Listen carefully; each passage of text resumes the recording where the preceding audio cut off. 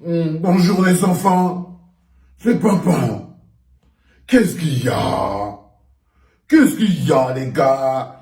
Vous me menacez pourquoi? Enlève le premier podcast là, tu n'as pas d'information, tu es hors sujet, tu ne sais pas où on est, vous êtes où? L'information est à quel niveau? Dites-moi. Dites-moi, moi je ne sais pas. Moi je ne suis pas au courant. Comme vous voulez tellement me dire, dites-moi donc. Parce que je sens ça. On va dire comment toutes les choses que tout le monde connaît, tu es là, tu n'es pas. Comme vous avez tellement envie, Yoda. Comme ils ont tellement envie de nous donner l'information que nous on n'a pas depuis le matin, nous ne connaissons pas ce qui se passe à Yaba, à Yaoundé et tout. On était enfermés, nous, au sous-sol de l'immeuble et quand. Hein? Dites-nous alors ce qui s'est passé. Dites-nous, dites-nous ce qui s'est passé. Qu'est-ce qu'il y a? Vous ne voulez pas parler pourquoi? Parler. Qu'est-ce qui s'est passé? Non, on n'est pas au courant. Hein. Yoda, tu es au courant de quelque chose? Non. Il dit qu'il n'est pas au courant. Moi-même, je ne suis pas au courant. Mais je ne fais que voir. Depuis que je suis regardé comment les notifications qui tombent, c'est malade, je faut que on l'a arrêté, on l'a pris. On l'a pris, on l'a arrêté. Les gars, on a arrêté et on a pris qui? Les gars, vous voulez que je fasse comment? Que j'arrête le business pour partir regarder qui on a? On a aussi arrêté l'autre.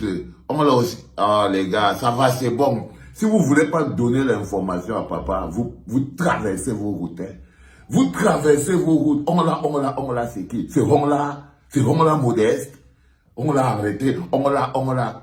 Mon petit. Mon petit. Tu sais, je t'ai expliqué, Yoda, que c'est qu'on va mettre la main sur le banquier. Qu'on va mettre la main sur le banquier. Ils ont essayé de nous mettre hors sujet, non? Ils essaient de nous faire croire que notre combat, c'était qu'on voulait qu'Amogo Belinga aille au CED. Comme si on a le temps pour les petites balades au CED. Alors, je viens de regarder donc. Il paraît donc que... Seigneur. Vous savez, je ris, mais c'est un tic nerveux en fait. C'est un tic. Je ris, ça me fait comme un tic et tout, parce que je ne sais pas quoi leur dire. Je ne sais pas quoi leur dire.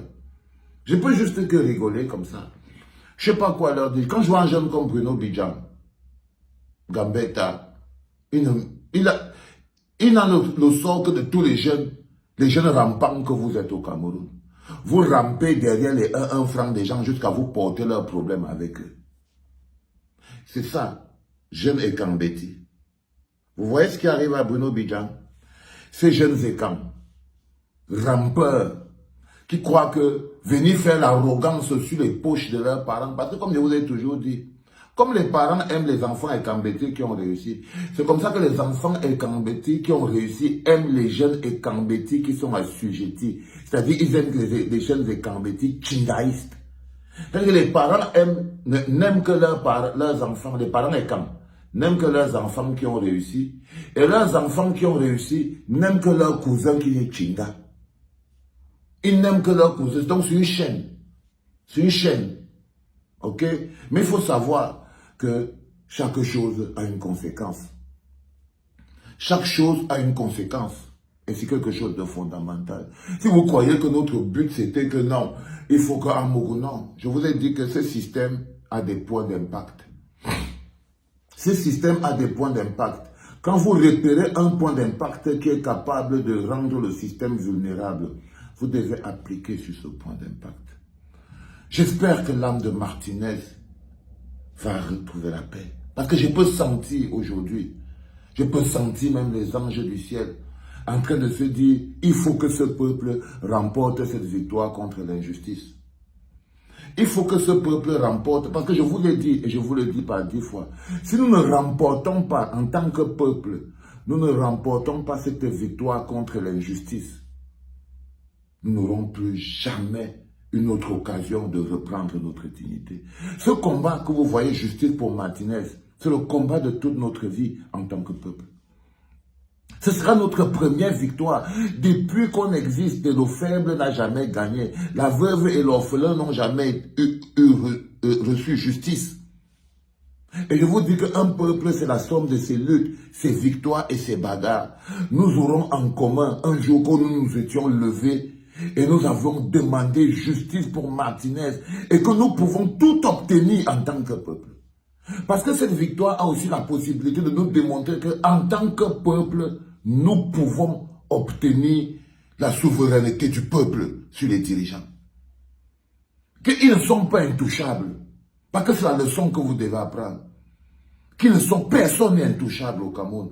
Même les gens qui vous font croire qu'on est dans une république bananière, vous verrez le moment venu. Croyez-moi les enfants. Croyez-moi les enfants. L'arrogance, un pays est toujours au-dessus de tout et le pouvoir revient toujours au peuple. Je vous avais parlé de la vidéo d'Amougou quand il partait se pavaner. Je vous avais dit qu'il veut vous montrer qu'on ne l'a pas amené au set, c'est tout. Mais si vous regardez bien, vous ne voyez pas qu'il est en train de se pisser dessus. Vous ne voyez pas qu'on l'a lâché, que nous sommes aux échecs. Et au niveau des échecs, c'est comme ça. Quand un pion commence à être très problématique, quand un pion commence à faire trop de bruit, quand un pion risque déjà de faire écrouler tout le jeu, on le sacrifie. On le sacrifie. Et derrière, vous avez toute la colonie de ces jeunes mendiants et cambétis bas de gamme. Il y en a qui sont au Cameroun, mais les pires rampants sont là dans Paris.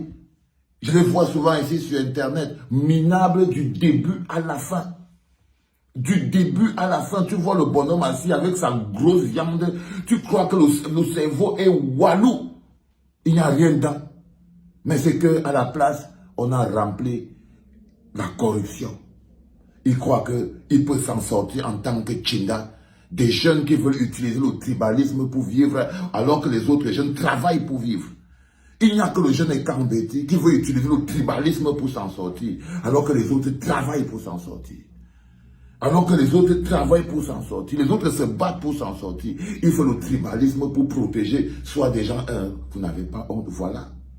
Soit la honte. La honte.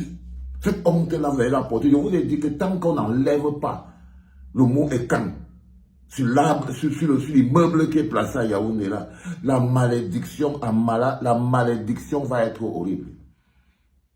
Kamala, je vous ai dit que tant que vous n'enlevez pas le mot Ekam sur l'immeuble d'Amourou,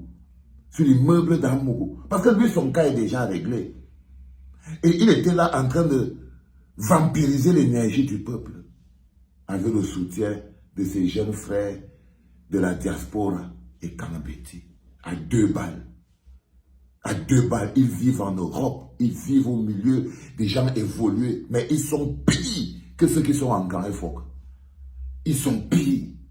C'est misérable. Quand tu vois cela venir parler, on va faire ceci. La vacuité, on n'a jamais lu quelque part qu'ils ont réussi à faire quelque chose. Jamais. On n'a jamais vu. Ils ne sont même pas capables de prendre leur place dans l'histoire. Ils ne sont même pas capables de prendre leur place, cette jeunesse et camp-là. Incapables de prendre sa place dans l'histoire, toujours à ramper. Vous allez leur faire quoi maintenant? Regardez celui qu'on appelle Bruno Bidjan. Je lui avais dit que ne t'inquiète pas. Ne t'inquiète pas, Bruno Bidjan. Avant toi, il y a des gens qui faisaient le travail que tu feras. Avant toi, il y a des gens qui faisaient le travail que tu feras. Avant toi, celui qui est en train de ramper au niveau de la FECAFOOT maintenant, qu'on appelle Ernest Obama. Si tu n'avais pas été plus tourneur des rangs que Ernest Obama, ça veut dire que c'est lui qui est en train de boire la bière là maintenant au Sède. Si tu n'avais pas monté aux hommes que tu suces plus que tout le monde, Bruno Bidjan. Quand on vous dit qu'à trop vouloir vous faire voir, on finit par vous voir. Tu as voulu montrer aux hommes que tu es capable d'aller avec lui jusqu'au fin fond du trou. Tu as démontré aux hommes que tu es prêt à donner ta vie pour lui. Tu es prêt à partir gauche-droite pour lui. Tu as tout fait, tu as tout montré aux hommes là. Eh bien, tu vas donc partager son sort. Tu vas donc partager son sort. Parce qu'il ne s'agit pas seulement de son sort, les enfants. Je vous ai dit que le problème, ce n'est pas le Zomlor en lui-même. Le Zomlor, c'est la clé. Même s'il repart chez lui, on va rester accroché à lui. Vous comprenez ce que je suis en train de vous dire? Il n'est pas seulement un potentiel coupable direct, mais il est aussi la clé qui nous permettra de faire un pas dans le sens de faire tomber ce régime, de faire écrouler ce système, d'affaiblir ce système. Et là, on a tapé le porte-monnaie.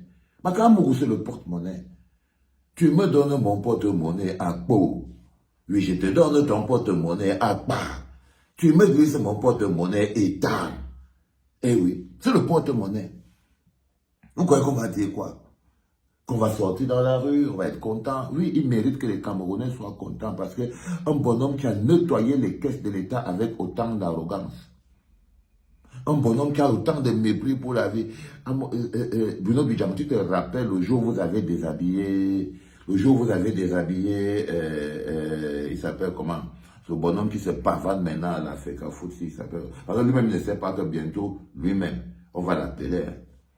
Il y a des choses qui se sont passées à Vision 4. Que lui là, Ernest Obama croit qu'il est à l'abri. Ernest Obama, ton nom est là-bas. Ton nom est là-bas. Sur une distance que tu ne peux même pas savoir le nombre de papiers que tu as signés quand tu étais le fils préféré d'Amourou. Tu connais toi-même toutes les réunions là à laquelle tu es parti quand tu étais le fils préféré d'Amourou. Donc ne va pas croire à un moment donné que oh, tu es déjà à l'Africa Foot, ça va. Non, non, non, non, non. On va te ramener, hein. On va te ramener à la case des dinosaures de l'information. J'imagine la tête de Marshall Onamena. Non, non, non, les gars. Je veux d'abord, on va rester posé au calme. Hein. On digère encore bien le truc. C'est le matin dont on parle. Toute la journée d'aujourd'hui, c'est Congo. Ça là maintenant, elle va finir, elle va prendre tout le monde. Donc la journée d'aujourd'hui, là, c'est juste pour le Wallo parler. Le Wallo parler. Et si après on nous dit demain qu'il n'avait pas dormi au 7, tu me touches mon porte-monnaie. Eh les enfants, je me sens bien, je vais boire un bon café, j'ai l'impression, je sens l'air de la justice traverser mon nez. Je me sens bien. Je me sens bien. Je ne peux pas vous mentir que je me sens fondamentalement bien. C'est la sensation qu'on a l'impression que le vent de la justice a soufflé. On se sent bien qu'on a l'impression que le vent de la justice a soufflé. C'était papa, les enfants.